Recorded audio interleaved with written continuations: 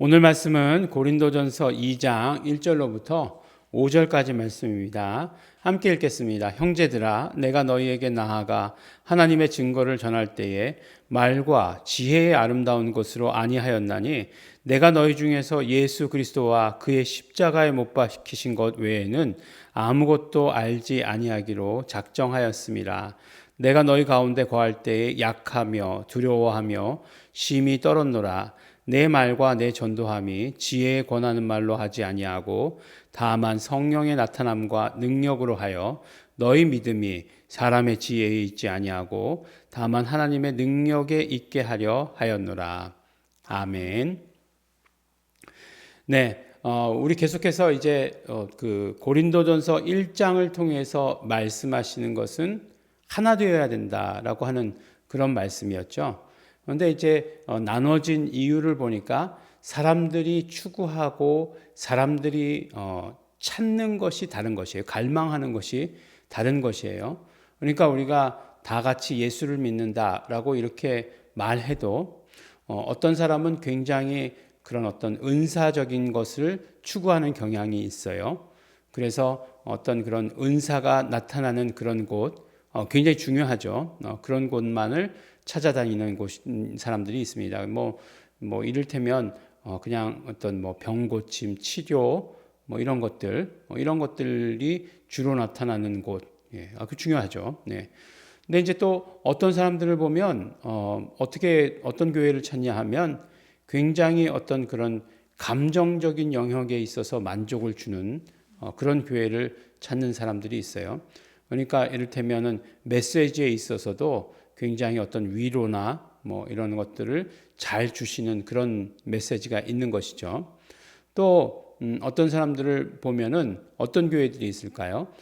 그러니까 굉장히 어떤 전통이 이제 살아있는 교회, 전통적인 그런 교회들, 그래서 오래된 역사와 전통을 자랑하는 그런 교회들을 찾아다니기도 합니다.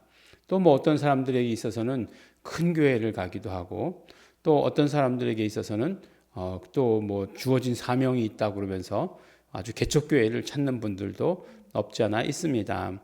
근데 이제 이러한 것들이 사실은 서로가 서로를 다 인정하면 아무 일도 없지만 근데 서로가 서로를 인정하지 않으면 그때부터는 이제 굉장히 이런 어떤 그 갈라지게 되는 거죠.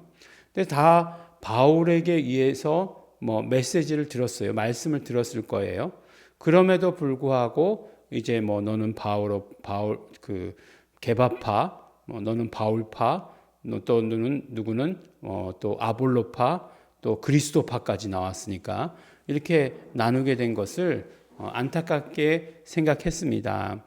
근데 이제 바울은 그러면 나는 복음을 어떻게 전하느냐라고 이렇게 얘기할 때 내가 세상의 어떤 지혜로 한 것은 아니다. 지혜의 아름다운 말로 한 것은 아니다라고 이렇게 얘기하고 있어요. 이런 부분에 있어서 사실 사도 바울의 말에 굉장히 공감하지요.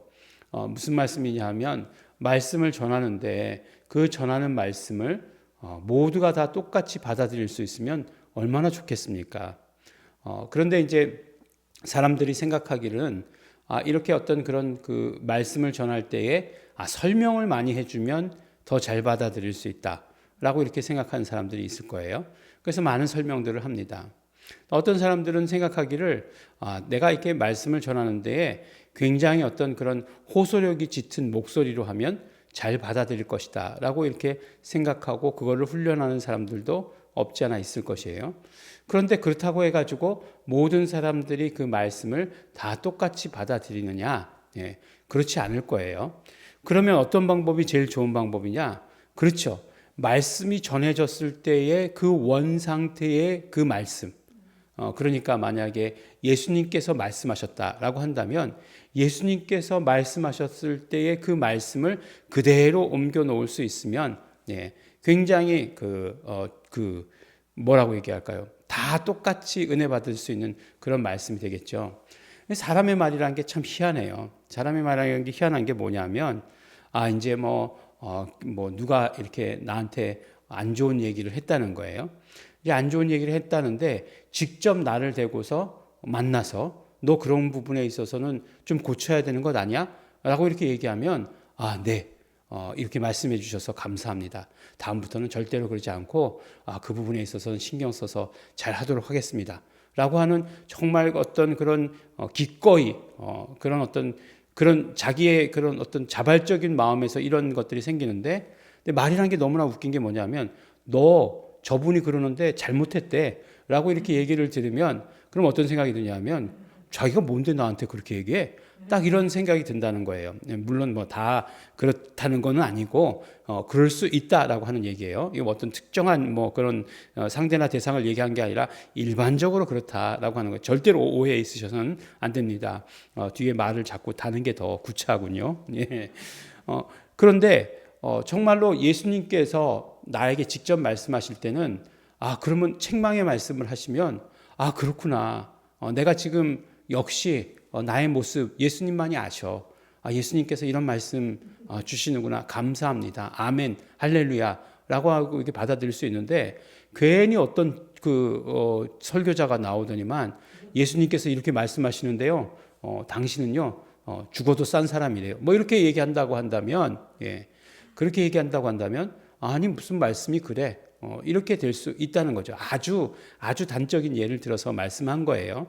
그러니까 말씀이 말씀대로 그대로 전해질 수 있으면 그거는 정말 최고의 설교가이고 최고의 전도자가 되는 거죠. 그렇게 되기를 정말로 원합니다. 저는 그렇게 되고 싶습니다. 근데 오늘 말씀 가운데 뭐라고 얘기하냐면 나는 그렇게 전했다. 이렇게 얘기하고 있어요. 사도 바울이. 사도 바울은 정말 대단한 사람이죠. 나는 그렇게 전했다라고 이렇게 얘기하면서 첫 번째로 뭐라고 얘기하냐면 나는 예수 그리스도와 그의 십자가에 못 박히신 것 외에는 아무것도 알지 않기로 작정했다. 뭐 설교학 개론, 뭐 해석학, 뭐 그다음에 정말 이것을 뭐 어떻게 해석하는 것, 뭐 이런 것들 다 알지 않기로 했다는 거예요. 오직 예수 그리스도.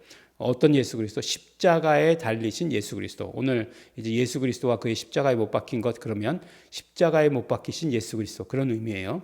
예수 그리스도만 알기로 작정했다라고 이렇게 첫 번째 말씀하고 있어요. 두 번째 뭐라고 얘기하냐면 내가 굉장히 약하고 두려워하고 심히 떨었었다.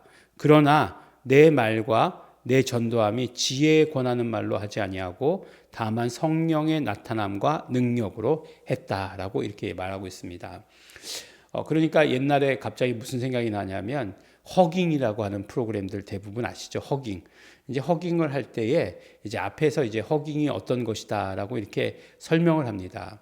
근데 이제 허깅이라고 하는 것은 결과적으로 어떤 것이냐라고 말하냐면 우리가 예수 그리스도의 사랑을 전할 때 가슴에서 가슴으로 전하는 것이 허깅이다라고 이렇게 이야기를 하는 거예요.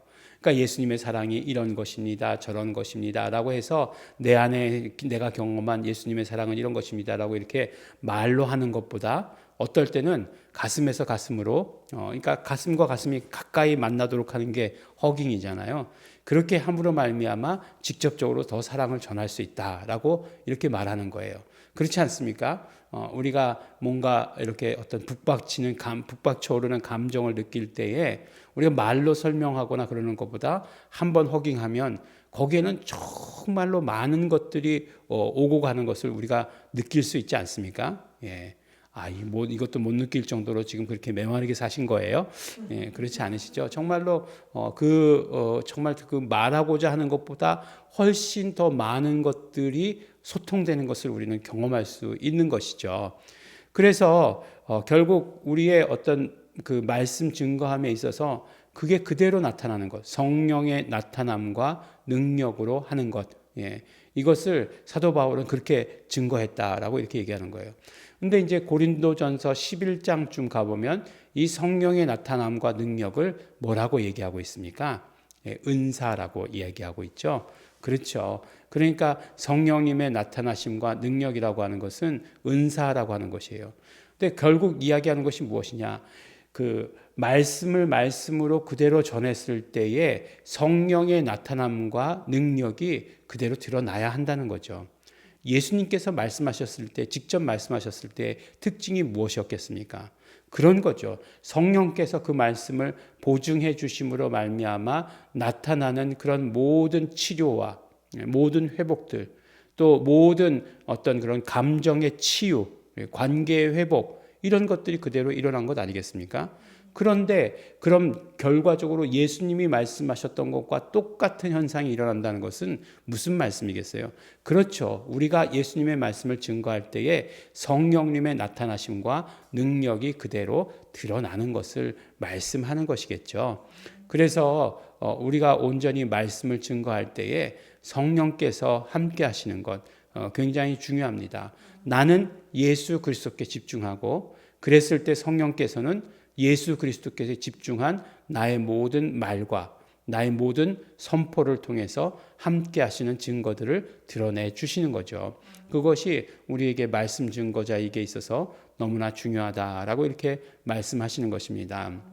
그런데 이렇게 말씀드리면 한 가지 더 두려운 것은 무엇이냐면, 아니, 목사님만 그렇게 하시면 되죠 라고 이렇게 생각할 수 있으나, 그러나 이것은 우리 모두에게 하시는 말씀인 것은, 고린도 교회 전체 성도에게 하신 말씀인 것을 우리가 깨달으면서 결국 뭐예요? 우리가 전도할 때에도 그러한 동일한 역사가 일어나야 된다. 어떻게 해요? 성령의 나타나심과 능력으로 하는 것이다 라고 우리에게 말씀해 주시고 계십니다. 너희 믿음이 사람의 지혜에 있지 아니하고 다만 하나님의 능력에 있게 하려 함이니라. 이렇게 말씀하시는 것을 우리가 듣게 되는 것입니다.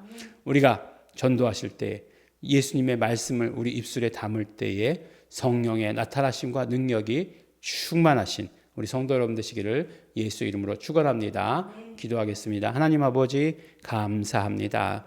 우리가 언제나 말씀을 정말 예수님께서 하신 말씀과 똑같이 전하고 싶은 열망이 있습니다. 하나님 아버지, 우리가 말씀을 전할 때마다, 선포할 때마다 오직 성령의 나타나심과 능력이 있게 하여 주시옵소서. 그것을 우리가 마음껏 경험할 수 있도록 축복하여 주시옵소서. 감사드립니다. 예수님 이름으로 기도드렸습니다. 아멘. 그러므로 우리 이 시간에 기도하실 때에 성령님께 의지하시기 바랍니다. 성령님, 우리가 예수를 증거할 때에, 내가 예수 그리스도께 집중할 때에 성령님 나타나시옵소서. 성령님 나타내 주시옵소서. 능력으로 함께하여 주시옵시고 역사하여 주시옵소서. 다 같이 통성으로 기도하시겠습니다.